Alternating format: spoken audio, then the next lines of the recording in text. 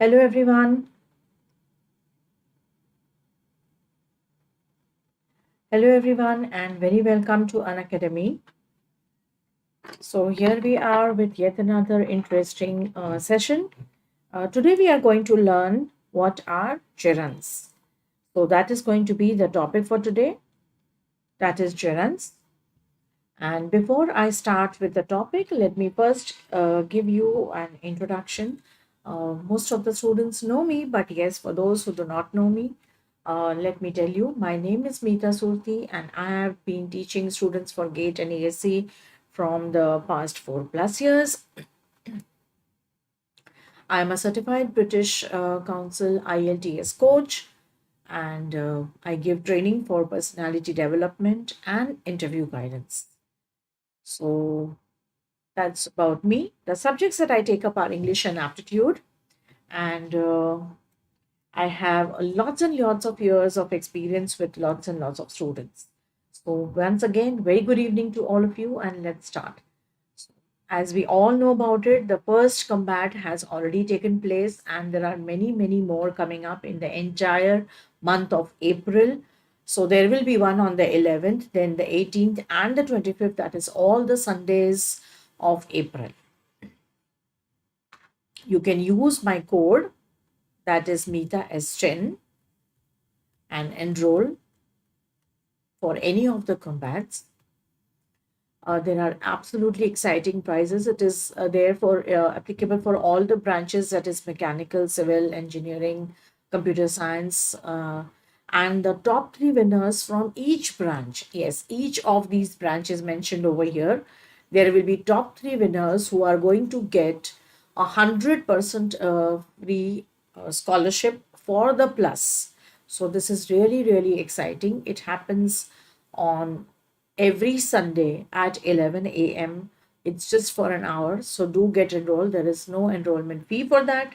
So see you all on each Sunday with Unacademy.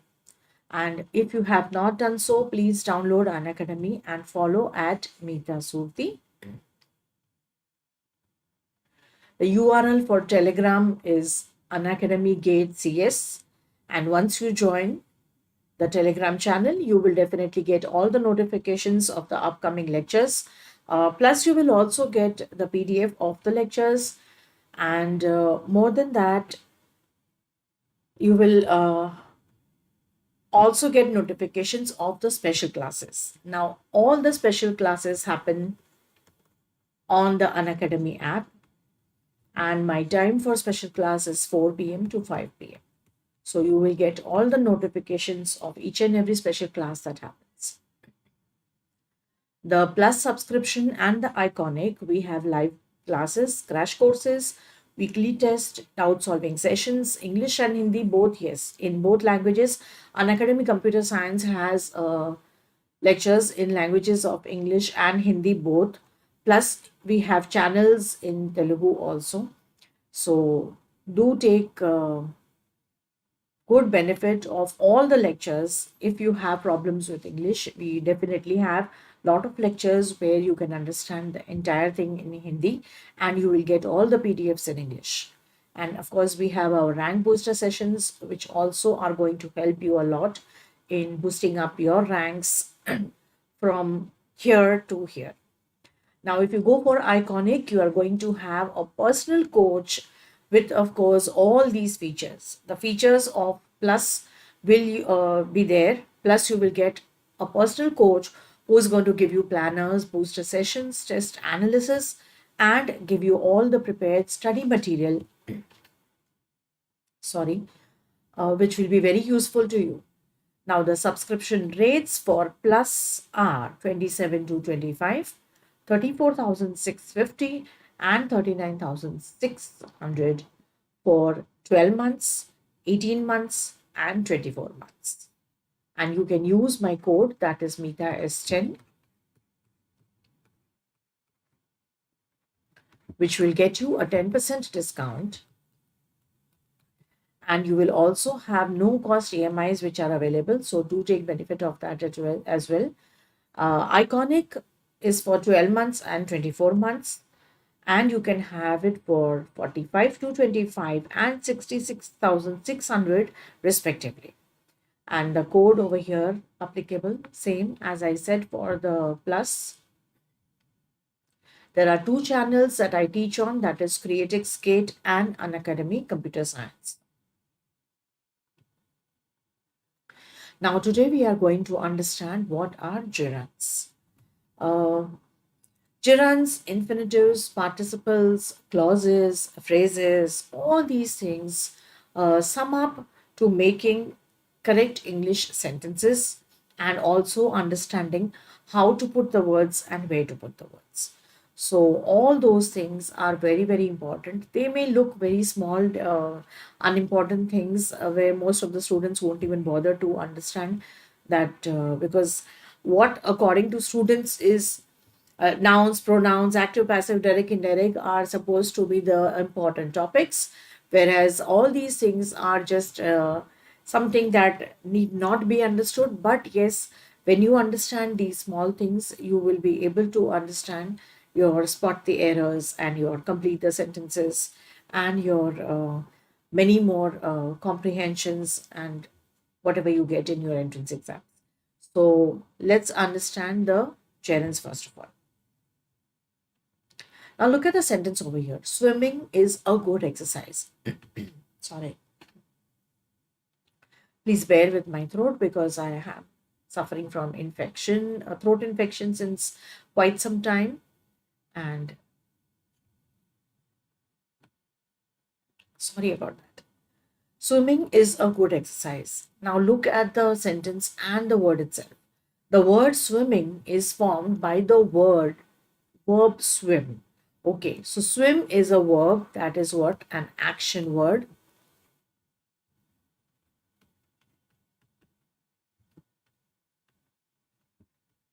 And what are we adding? Ing. So what does the word become? Swimming. So it is therefore like a verb. Swimming is a word. So when we say to swim, this is a verb, an action word. But when I add ing and I make it swimming, it therefore acts like a verb. Now these words that act like a verb are called my gerunds. The word swimming is the name of the action and is also the subject of a sentence. Now, here, this swimming is a good exercise. Now, this swimming over here is my subject as well as it is showing an action. So, it is also working as a verb. The word swimming is therefore both like a noun and a verb. It is a verb noun and is called a gerund. So it is like a noun because it is a subject of my sentence. And it also acts like a verb, and that is why it is called the gerund. Now, gerunds are verbal nouns and participles are verbal adjectives. Let's understand this by sentences. He is fond of riding, right? Now we have a gerund over here, that is riding. Riding along the road, he saw a lion. So now here it becomes my participle. Here it acts as my gerund. If a gerund is placed by an infinitive, the meaning changes. Like subject over here, we stopped. Subject and verb. So we is my subject. Stopped is my verb. Talking, right? Talking over here is my gerund. So what did I say? We stopped talking. Now, if I put the sentence as she stopped playing cards, we stopped to talk. We stopped doing something in order to talk. We stopped to talk. That is, when we wanted to talk, we stopped doing something else and then we stopped to talk and we started doing something else.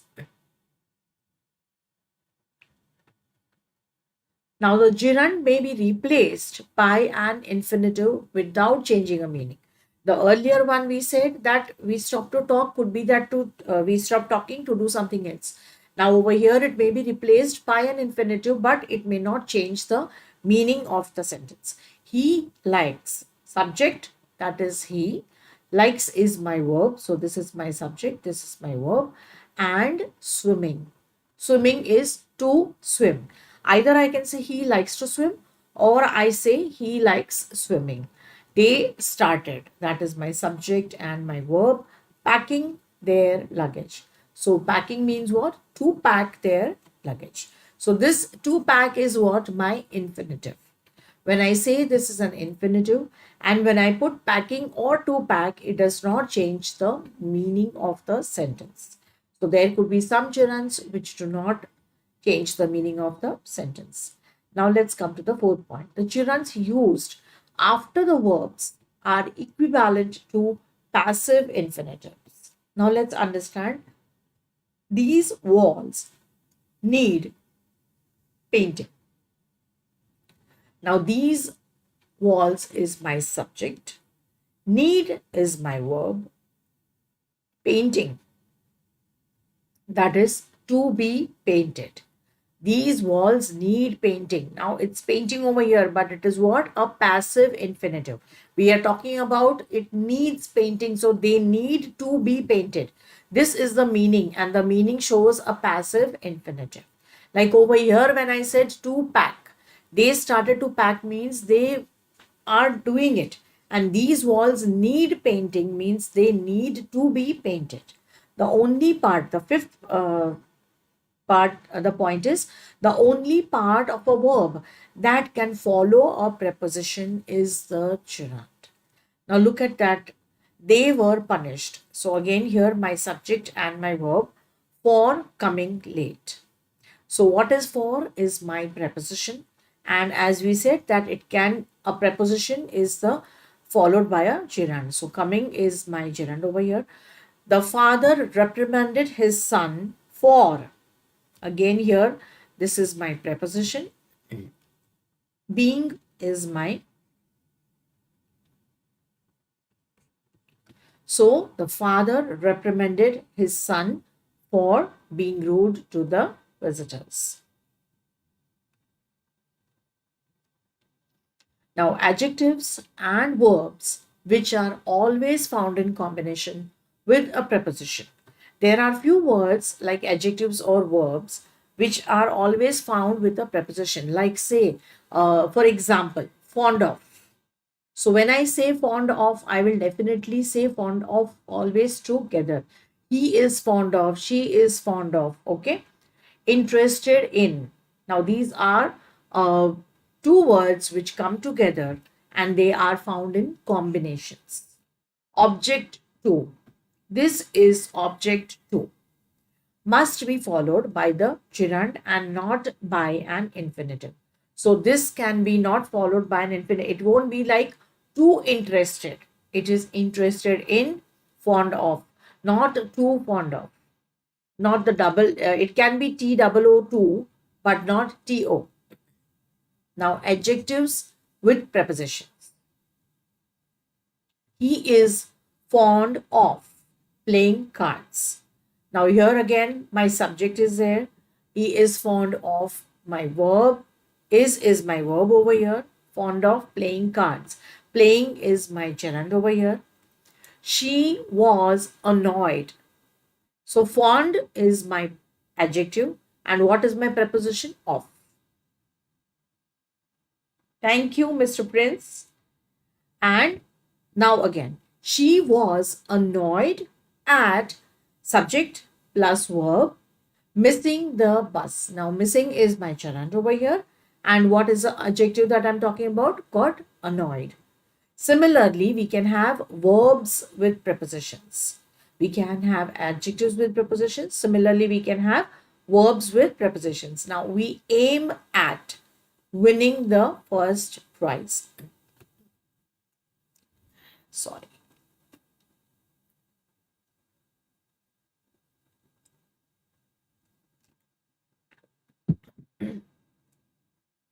We aim at winning the first prize. I do not agree. Now subject is what? I. My verb is to not agree. Giving is my gerund. Tip to waiters. Now look at the use of gerunds in compound nouns. Baking tray. Now when I say tray is my noun over here. Baking tray. When I say these two words together, look at that gerund which gives an meaning to the entire thing. When I say a baking tray, it means a tray for baking. Walking stick, a stick for walking. Dressing table, a table for dressing. So the gerunds can be used with compound nouns to give the meaning to the word. The infinitive is changed into a verbal noun governed by a preposition after the verbs like prevent, hinder, think, despair, refrain, prohibit, fond, abstain, confident, etc. I prevented her from dancing. So, what is it? Prevented her. Prevented is from dancing. That is the meaning over here. Shows not to dance. She hindered me from working. Hindered, as I said, that we can use these infinitive to change the verbal noun. Now, hindered me, stopped me not to work, stopped me from working. The two sentences can be combined by using a gerund. Now, look at that. May I smoke? Does anybody object? Does anybody object to my smoking? So, this is the gerund. If I use this in the sentence, I can put up my two sentences as one. So it can be used for combining two sentences. May I smoke? Does anybody object? So the entire sentence can be, does anybody object to my smoking? So that was a very little small topic of understanding gerunds.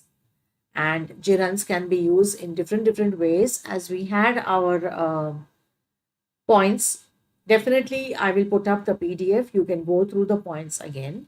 And as we said that we are going to do a few idioms and we are going to do a few phrases every day in our lectures, so that we don't have a lot to do towards the end. Especially for the students of GATE, I would recommend that idioms should be done on a daily basis so that we don't have a lot to do towards the end. So let's understand the meanings of these idioms. Now the first one is wheel and woe. What does wheel and woe mean? It means joy and sorrow.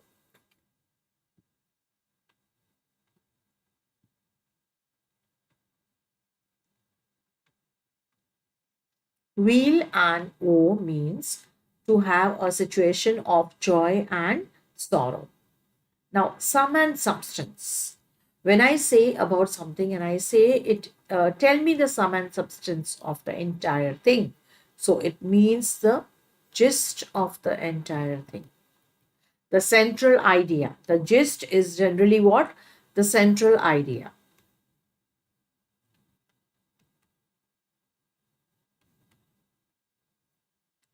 We get this generally when we are doing comprehensions. Yes. So whenever we are doing comprehensions, it says that what is the sum and substance of the entire passage? It means that what is the gist of the entire thing, or what is the central idea of the whole passage. Point blank. When I ask you something, point blank, how is it? I asked you directly or just plainly. When I ask you something directly, I can say that she spoke to me point blank about the topic. Over and above. I am going to teach you this topic. Over and above, we will be doing a little more practice for vocabulary. Over and above is in addition to. Hue and cry. Now, cry itself, it giving maybe giving you some idea. Yes, hue and cry is to make a great noise or a loud noise.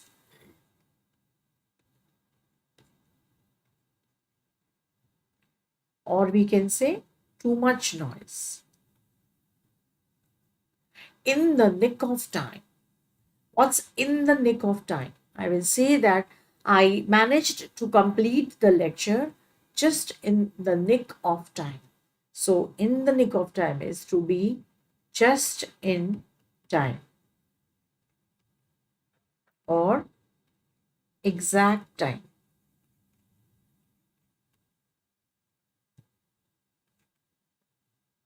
So, these were few idioms. And now, as we have already done understood what is phrases, we are going to understand a few more phrases today. To run out. If I say that normally when we talk about run out, we will speak about run out of stock or run out of ideas or run out of something. So, what does it mean? Come to an end.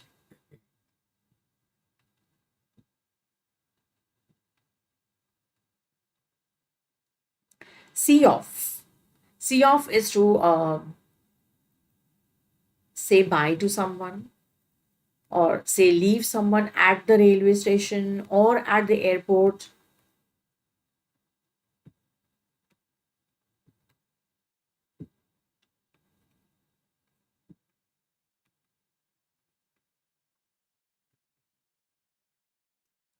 Pull through is get so get to an end. The movie pulled through the story. So it somehow came to an end. Put up. I want to put up over here. I am going to put up at a particular hotel. So to stay. And put up with.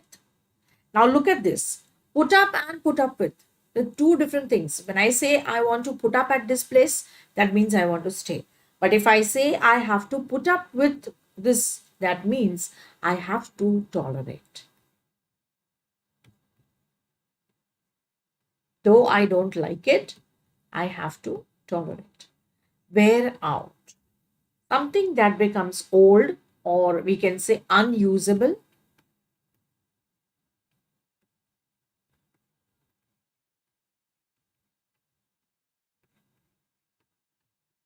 Something that gets old, something which is unusable. We don't want to use it any longer. So what do we say? Wear out. And when generally we make a sentence out of that, we will say it has worn out.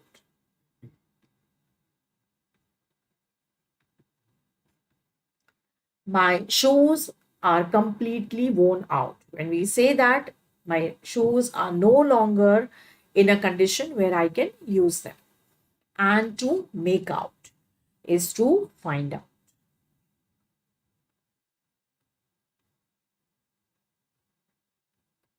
If you go for the exact meaning of the word, to wear means to put on something. Yes. If I say that I was wearing a beautiful dress yesterday, that means that I was adorning, wearing, putting it on.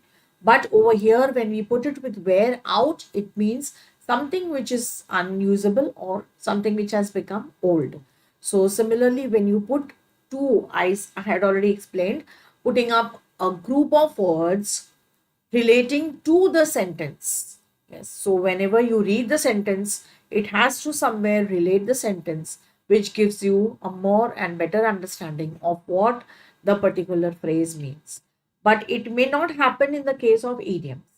If you will see idioms, for idioms, you will generally see the words in the idioms, like supposing it's raining cats and dogs.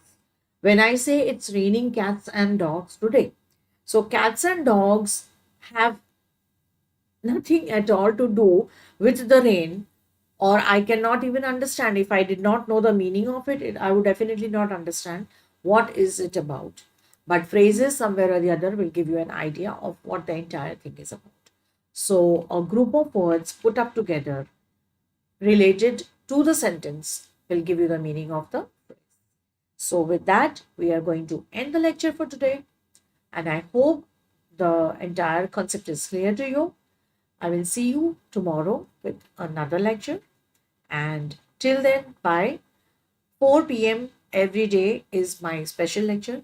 Do attend special lectures because we teach concepts over here and we can do a lot of practice related to whatever is taught on here over there. So see you all. Have a great day and bye.